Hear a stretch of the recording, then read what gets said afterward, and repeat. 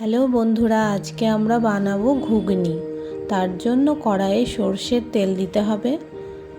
তেলটা একটু গরম হয়ে এলে তাতে এলাচ, দারচিনি, লবঙ্গ, তেজপাতা এবং গোটা জিরে ফোড়ন দিয়ে পেঁয়াজ কুচি দিতে হবে। পেঁয়াজ কুচিটাকে ভালো করে লাল লাল করে নেড়ে নিতে হবে। তেলে লাল লাল করে পেঁয়াজটাকে ভেজে নিন।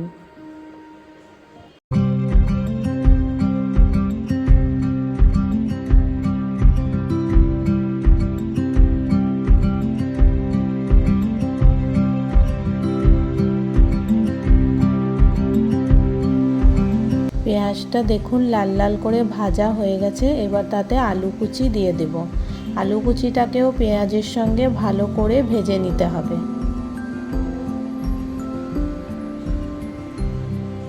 তারপরে দেব টমেটো কুচি এবং কাঁচা লঙ্কা। যেমন আপনারা ঝাল খাবেন সেই হিসেবে আপনারা কাঁচা লঙ্কা দেবেন। সেগুলোকে ভালো করে নেড়ে চেড়ে নেওয়া হয়ে গেলে তারপরে এতে দেব আদা রসুন বাটা। 1 চামচ আদা রসুন বাটা দেবেন।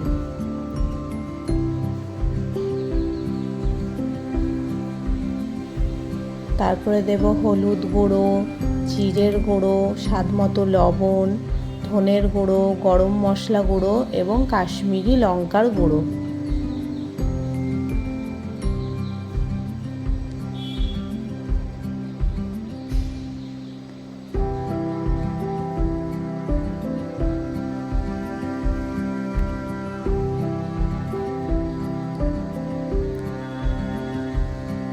সব মশলা দেওয়া হয়ে গেলে এবার মশলাটাকে ভালো করে কষিয়ে নিতে হবে আলু, পেঁয়াজ, টমেটোর সঙ্গে।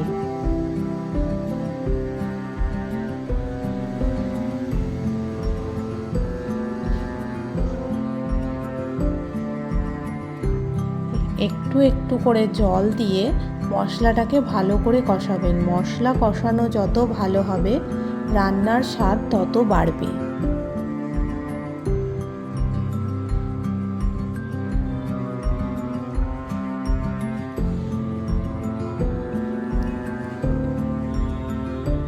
মশলা কষানো হয়ে গেলে আমরা এবার নিয়ে নেব সেদ্ধ করা মটর। এটা হলুদ মটর, ঘুগনির জন্য যেটা ব্যবহার হয় সেটা। আমরা কষানো সেই আলুর মশলাতে এই মটর সেদ্ধটা ঢেলে দেব।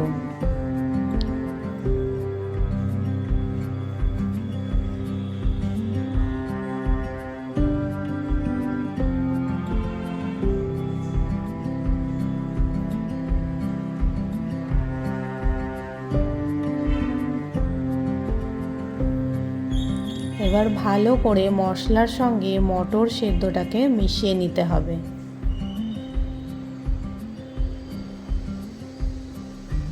দেখুন ওপরে তেলটা ভেসে এসেছে এবং কত সুন্দর কালার এসেছে ঘুগনির।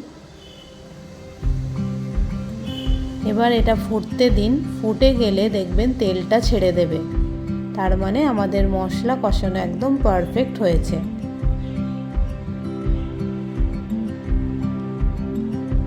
এবার আপনারা যতটা গ্রেভি খাবেন সেই হিসেবে জল দিন এবং জলটাকে ফুটতে দিন। ঘুগনিটা ফুটে গেলেই শেষে আপনারা ধনেপাতা, গরম মশলা দিয়ে গার্নিশ করতে পারেন এবং গরম গরম পেঁয়াজ কুচি দিয়ে সার্ভ করতে পারেন। এটা আপনি লুচির সঙ্গে, পরোটার সঙ্গে, ইভেন মুড়ির সঙ্গেও খেতে পারেন। টাটা।